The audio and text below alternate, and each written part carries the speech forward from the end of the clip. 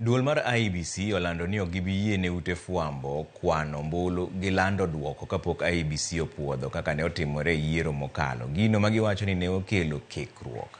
Ne giwuoye kinde romo mane gibedo godo gi jofwambo kama jakom duol no Erastus Ethekon noyango ni gibiro lando tarik mag tayo yiero matindo machiegni ka. Lydia Okeyo miwa ler mar wachni.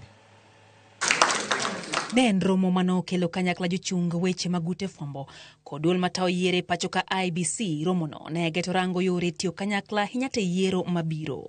E romono giseo ute fwambo kuom kelo kihondko ne oganda yiero mokalo kokalo kuom duoko mane gichiwo achiel kachiel ka koro gilando ni ok gibiye ute fwambo, kwano kendo lando duoko go kapok opodhi gi IEBC. Okang' makamano ilieko ne dhi kaw kalo e keo ote achiel machal ne jopiny kaw kalo e ute fwambo duto. We must also reflect honestly on the challenges that emerged. Multiple media houses tallying presidential results independently that caused public confusion and uncertainty. That is something that, and I like what Felix said, this is something that we need to renew our energies and focus on how we can be able to handle this.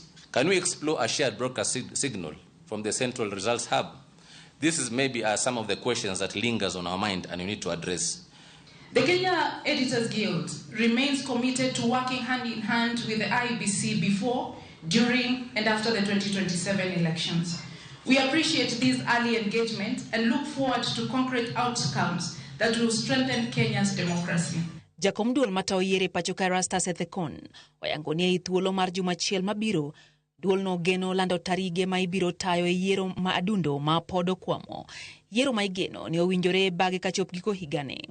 Bende oyango ni yiero mabiro biro bede yo ma oyanga kendo onge kuo mar ombulu mabiro bedoe kaka osebed ka ilieko gi moko kuom josiasa.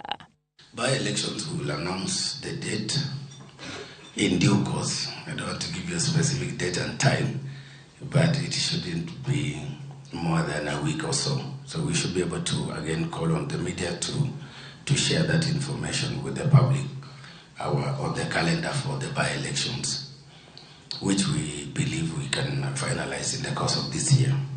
But what I do know, even the previous election, most, if not all, elections were, we are all Kenyans, we were there to see the results. So going for 2027, I personally don't think there'll be stealing of votes. It's almost an impossible.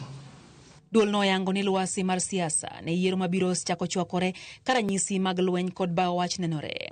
Jumbe manok mokalo dono golo chik mondo mi apis Attorney General ondik report ewi kinde ma owinjo chake campaign kagiwacho ni girito report no mar chiwo ler ewi campaigns ma oyiu. You know, in Kenya, almost every day, every hour feels like it's an election campaign. The political temperature in the 2027 electoral cycle has kicked in. Unfortunately, the reappointment or the reconstitution of the IEBC commissioners came a bit late. We ought to have done this much earlier. Moko kuom jopiny ne koto ewi yiero mar duol no. Gino mano wito ko bang' doho podhogi ka jakom duol no koro kwa jopiny mondo mi obed kodgi gi e nyalo margi mar tao yiero makare. Lydia Okeyo, Ramogi TV, Nairobi.